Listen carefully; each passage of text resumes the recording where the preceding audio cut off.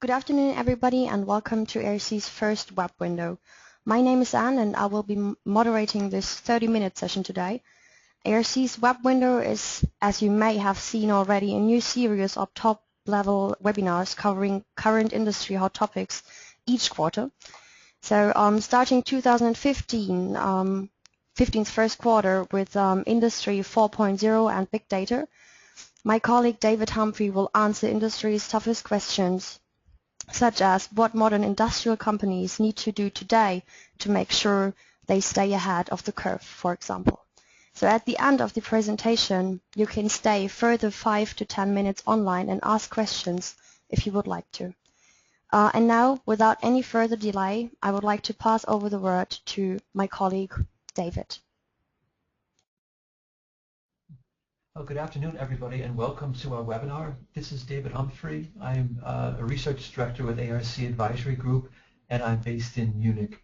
I want to share in the next 30 minutes some thoughts and ideas on the impact on our industries, the manufacturing industries, of what we like to call Industry 4.0 and big data.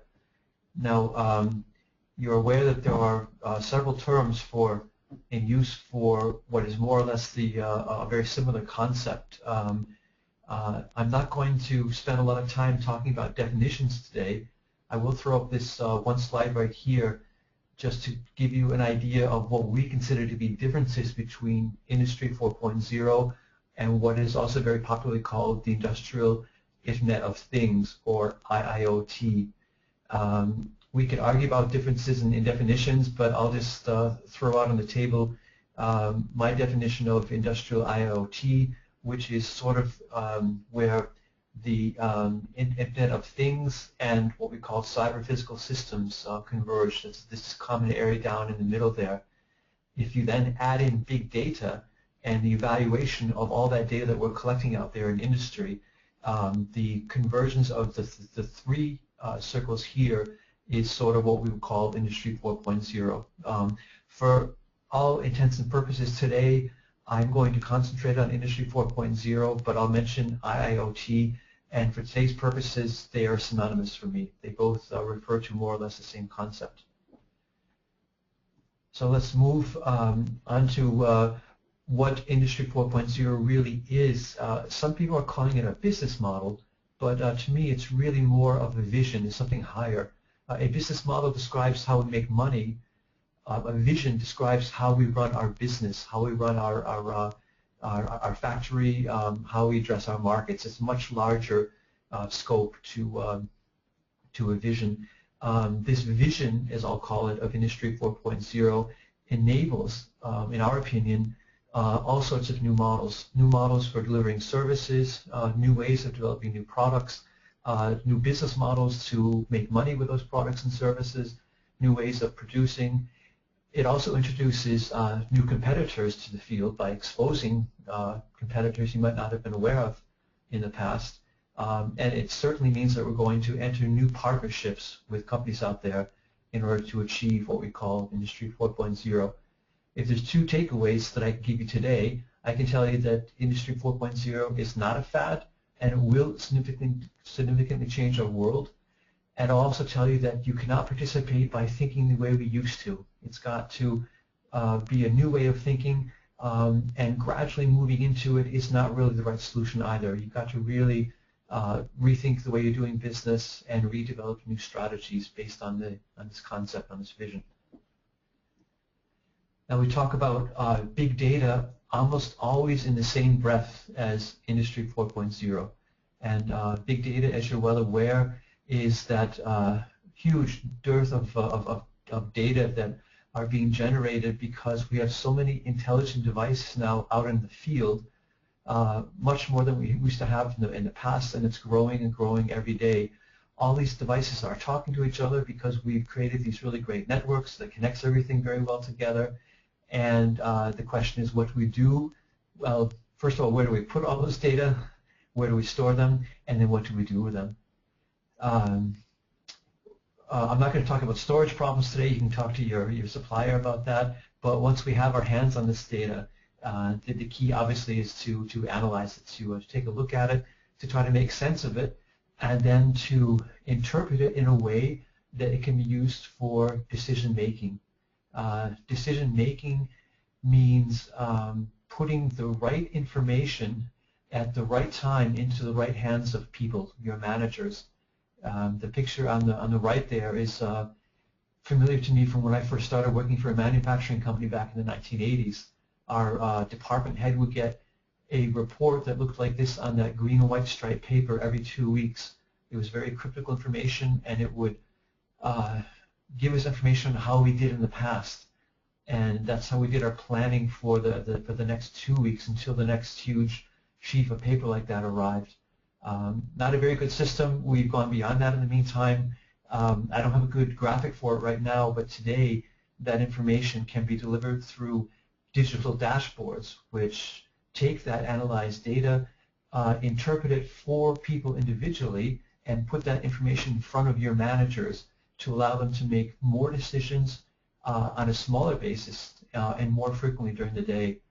So a bunch of little decisions at the right time with the right information, rather than large sweeping decisions every day or every week or every 2 weeks. I talked about business models before. One big effect that you're going to see of Industry 4.0 is the effect it's going to have on products and services. What we like to say is that with all this information and all this intelligence, that services, the service component, is going to become more important, so that regardless of what you build or what you serve right now, what you'll deliver in the future will be more of a hybrid, be more of a combination of products and services combined. And why all the services? Well, the kind of heavy industrial assets that manufacturing industries deliver, or that you might be using in your factories, those are heavily dependent more and more on all the data that's being generated, all the data that's being created during manufacturing processes. And the product service hybrid model is going to be something you'll see more and more frequently in the future. The product as a done product will eventually phase out, and it'll be hard to imagine a product that's not buzzing with a cloud of information around it that requires maintenance of the information, but also offers huge opportunities to service that product. That's going to cause us to have to rethink the way we do business. Our models, both internally and externally. This is just showing a bunch of the basic operations, both internally in the square in the middle, and to the partners on the outside that raise the questions. How can we change things? What results can we deliver now? What data do we need to do this? How do we handle the data? Whom do we share it? These are the kinds of questions you need to be asking yourself right now in order to consider what ways you can implement these strategies in the future. Now, when we do talk about the Internet of Things, which I showed you on one of the slides before, the question is, what is a thing exactly? Why do companies, especially in North America, where this expression is very popular, why do they call it the Internet of Things? A thing is really any sort of smart device.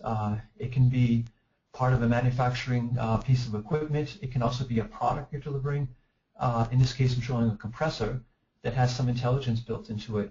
And it's that intelligence model that makes the compressor itself intelligent. It makes it into what we like to call a CPS, or a cyber-physical system. It's something that consists of some electronics, some software, and a physical asset that is of interest to you. These, with the computing power getting cheaper and cheaper, and especially our networking capabilities increasing drastically, all these assets are like little buzzing flies out there in your factory just waiting to send you information. So the question is, how do we deliver some of this information? Another favorite example that I like to throw in for these types of assets are what we see emerging in the form of augmented reality. This is you could call these devices cyber-physical systems. These are input and output devices. They enhance the way a human reacts to all the information you're generating, and assigns only the most relevant, important information into the field of vision of that person to help that person make the right decision at the right time. And finally, what is going to be the impact, like I promised at the beginning? Well, if you can see from this slide, it's really going to open opportunities for a lot of innovation. It's going to allow us to innovate the way we create our product and services. It's going to allow us to create more innovative business models. It's going to definitely help us improve our productivity and certainly allow us to reach a wider market by increasing our visibility. Now, those are the major impacts that I wanted to cover today. I want to move into a different section now and talk about the impact on some of the technologies and the types of architectures that are going to have to be put in place to support what I'm talking about today, Industry 4.0. Pretty much every technology that you use or are going to use is going to be impacted in some way. The increasing number of devices and mobile devices running around in factories, the software on your machines, the software used at plant level, the analytical software, the analytical devices you use. A lot of industrial companies are still skeptical about cloud computing. Cloud computing means not storing your data locally on site, but entrusting it into storage somewhere else by a third party. The industrial world that we live in always reacts more slowly to trends. The cloud computing model is used widely and broadly in the classic examples of modern industries, insurance and banking. So why not the industrial world? We'll definitely see a gradual but a definite migration towards cloud computing in the next decade or so for the industrial companies. Networking technologies today, the ones in place are adequate. They're fantastic technologies at the local level. Everything is Ethernet based today and or wireless. Everything is connected to the internet. Those technologies are finished. We're not waiting for anything else. It's all done. And then finally at the end there are smart sensors. Smart sensors are also CPSs, devices that have intelligence that report information back from the field and supply it into a network so it can be evaluated and read. Now, if I build up an architecture in my plant, what would that look like? Where does it begin? Well, looking at the bottom, both at the diagram on the left and this sort of hierarchy that I've set up on the right-hand side, it starts with those devices that I talked about, the intelligent assets that we call CPSs or just smart devices. At one level above that, I need some way of getting that information into a centralized area. That could be through a gateway. It could be on local networks. And once I have that information connected, those devices connected, then I should probably think about putting some software in to manage these devices.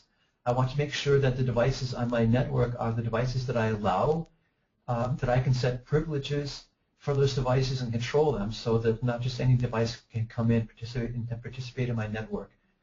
So it would be normal to have a sort of layer of cloud software there to act as sort of a gateway. On top of that, in my core of my model, I've got my connected applications and I've got the analytics software running that is taking a look at that data and that is interpreting it and sending it to kind of all the rest of the consumers of the data in my enterprise.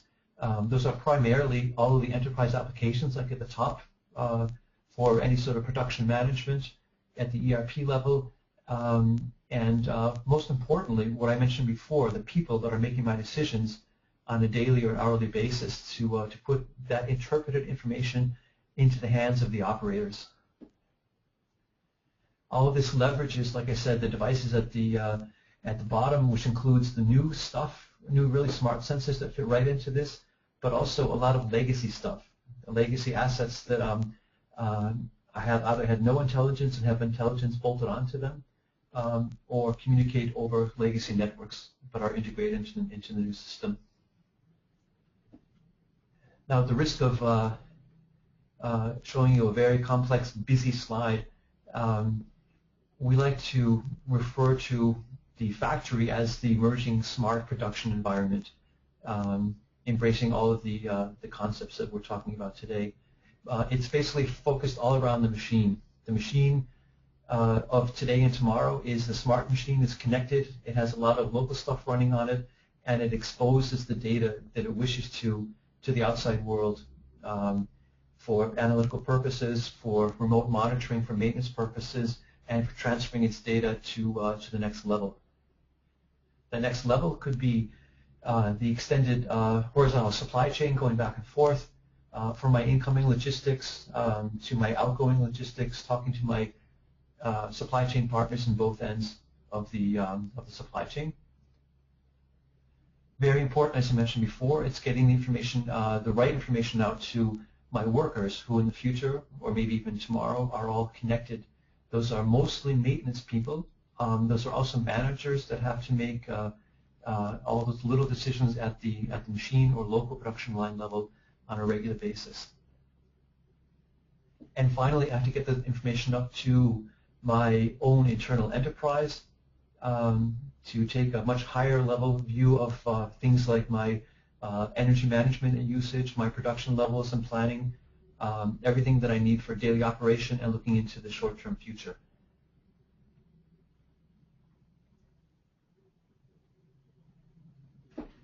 Now, we wouldn't be a good analyst house if we didn't show you a nice colorful model that encompasses basically all of these concepts.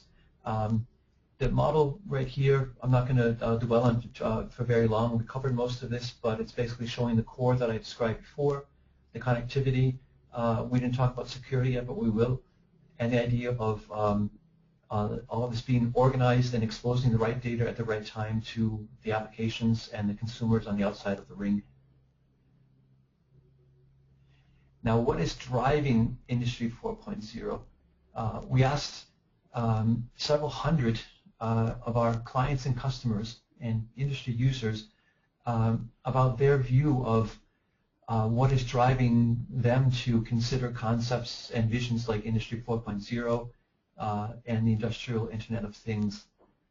If you look at the colored bars here, it's actually a very interesting graph. We asked them for their opinion of the impact and the drivers today, what's going to happen in 2 years, and what's going to happen in 5 years. And the most immediate responses are ranked in the blue area. It's pretty clear. People see the most immediate advantage as being an improvement in their efficiency, reducing unexpected downtime, keeping machines up and running by running them more efficiently with concepts like predictive maintenance, using the information that those machines are generating to let the machines run more reliably and longer. That also affects the second point, which is a faster response to service and in general improving process performance. If you look at the bottom of the list, you'll see that the responses are more towards expectations that we'll see in the future. We don't expect quite so much at the very beginning. The concept that I talked before about selling products and services, new innovation for business models and opportunities, more of the things that we perceive as being benefits down the line, but not of immediate importance, like process improvement. And if this is the positive side, what's the flip side? The inhibitors to implementation or growth in Industry 4.0. And what's right at the very top doesn't surprise anybody that security. Security is, for very, very justifiable reasons, a concern of not just industrial companies, but every commercial company around the world. Just today in the newspaper, I read of another security breach through hackers of a medical supply company that lost millions of patients' data to a hacker. Stolen. Nobody knows yet what that information is going to be used for. Maybe it's just a hacker showing them what he could do. Maybe it'll be used against the company. Who knows? But the security concerns are definitely justified, and that's no surprise that it's the number one answer.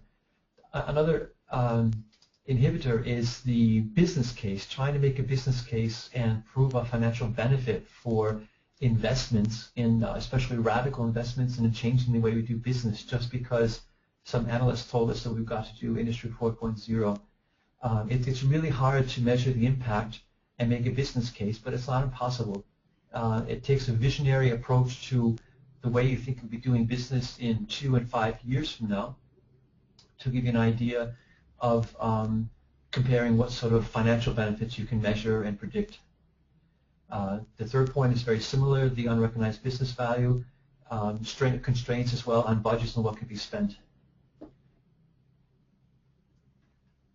Now in the last part of my presentation, I just want to talk briefly about the practical side of Industry 4.0. A lot of people ask us sometimes, this all sounds great, but is anybody really doing this? And what does it mean to be doing Industry 4.0? How do I know when I've achieved it and I'm actually conducting Industry 4.0 on a daily basis? The examples are kind of basic, but let me show you something. This is a cement plant, and the cement plant has a lot of heavy assets. There are rock grinders in there. It's a very dusty, harsh environment. It's a lot of heavy-duty industrial equipment that requires a lot of regular maintenance. In this particular example, rather than maintenance personnel walking around on a regular basis and checking the condition of equipment and deciding whether to repair or repairing on a regular scheduled basis, the information from the equipment is networked with smart sensors. Some investment was made there to achieve that. That information is put up into a hosted cloud. I'm not sure in this case who is hosting the cloud. Some of the automation suppliers are offering privately hosted clouds to give users a better feeling that their data is not going somewhere else, but it could easily be an Amazon cloud or an IBM cloud or anything like that. That information in the cloud is being then analyzed with analytics software that looks at performance and status data and tries to figure out what's happening back in that cement plant that could be thousands of kilometers away. What happens then is we reach a junction of the workflow. Obviously, the results of the analytics are sent to a technician who can decide that routine maintenance is perfectly fine. We'll take a look at the grinder and its bearings in 3 months like we always do. Or there might be a tip that, that one of the bearings is starting to make some funny noise or vibration, so it's worth either a closer look or it's worth a repair. But in any case, the technician there receives real-time data that he can then decide when to schedule that in his short day. It doesn't have to be immediate, but it has to be maybe in the near future if a problem has been predicted. At the same time, there's another workflow going parallel from the analytic data, in this case in which a reliability engineer takes a look at that data, is not so concerned about immediate repairs, but studies it to find overall general ways over time of improving the process. A similar example is an oil platform. In this case, the oil platform involved a water injection pump, and an oil platform is hard to reach. You need a boat to get there. It costs a lot to operate the boat. The equipment itself is very expensive, very heavy. This particular water injection pump has a seal on it, probably a seal the size of somebody's car. And this is a very large round rubber device that's used for the to seal the drill shaft. Regular data on a regular basis is transmitted from sensors right at the seal to the cloud, to a private cloud. As in the last example that we saw, this information is looked at, it's analyzed, and in this case, the information was given to the technician, just like in the first case, or I should say, routine information is passed on to him. But in this case, the failure, a pending failure of the seal, was predicted as being fairly likely in the near future, but not in the next couple of days. So it was not an issue for the technician, but this company was able to schedule the shipping of a replacement seal with the next boat out to the oil rig. The seal was replaced before it failed, and the whole operation, according to the company, saved them about $7.5 million. Part of that is the cost of the seal. Another part of that is the cost of the unscheduled downtime and the loss of production, and also the necessity to transport by helicopter or by ship a replacement seal on short notice. And finally, I've got one other simple example here. It's a mining example. It's also very similar. In this case, it's the tires of this truck. But if you've seen a pickup truck like this or a dump truck like this, you know that these things are gigantic, and the tires themselves are the size of several cars, maybe stacked on top of each other. The tires are very expensive. They are used in harsh environments like you can see here, and they can fail. And because of that, the tires themselves, like modern cars now, are filled with sensors to predict their, to transmit their pressure, but also that information is used to predict what could possibly happen in one of the tires in impending failure. In this case, just like we saw before, the data is analyzed, and here we have a threefold split in the workflow. Information to the maker of the tire is sent off that he might have a sale coming up. Most important in this case is that there was no impending failure in the next few days, but it looked like the tire might fail in a couple of weeks. And what they did to save money was they planned a swapping out of the tire, not in a certain number of days or time, but by location. They waited until the truck reached a certain location where it was more convenient and economical to change that tire. And all of that decision making was based on the analytics going to the private cloud, and that information being shared with the right partners, in this case 3, the service company, the tire maker, and the local technician as well. These are all simple, really cool examples of Industry 4.0 in operation. How it can be used. This final one, just because it's the same sort of flow, I won't show you very long, but it's the case of a compressor, and that information is being monitored by the maker of the compressor. If you look at the top where it shows the screens, that is actually the OEM, the company Kaiser, which makes the compressor, and they are monitoring for their customer values like temperature, pressure, delivered air volume, and if there's any deviation in that, they pass on, in this case, very simple information for a technician to go take a look at that device, because something could be happening with it very soon. All right, I'd like to just give a quick summary of some of the stuff we went over today. I think we're right on time. The challenges, in addition to the benefits that we covered already, the biggest challenges is cybersecurity. There's probably some more technical standardization that we could stand to use in the industry. There's issues and questions of intellectual property, who actually owns some of the IP. There are implications for social and political, the way humans interact with the technology and what's expected of them. And also the complexity of systems, the fact that as we add more and more connected devices, we're making more and more complex systems. But again, I want to emphasize at the bottom there that it's cybersecurity that is currently the largest challenge and the biggest inhibitor to adoption of these new concepts. I mentioned before that you've got to get going now. It's time to start considering, if you haven't done this already, start considering your processes, how you can make that big leap to implementing some of the concepts we talked about today, to try out new technologies, to either crown experts within your company or seek external advice, and then to identify and develop the right partnerships with technology partners. You certainly can't do it on your own. You need to define who out there can help you.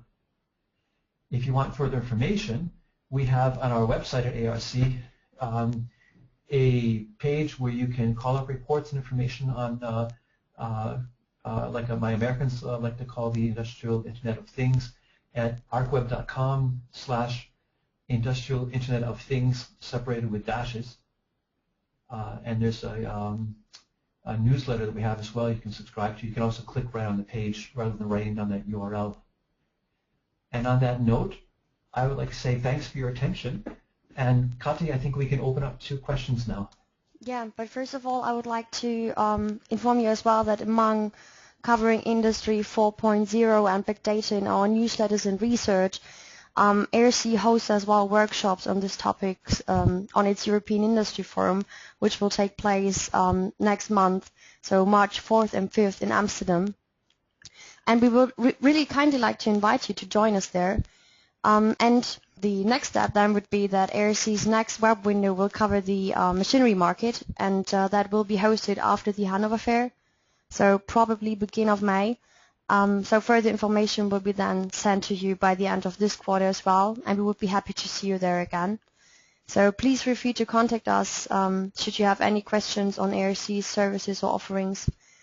But yeah, so far, so that is all we have for today's webinar. And a special thanks goes to David for providing such informative presentations, as well to you, so to all of you that has joined.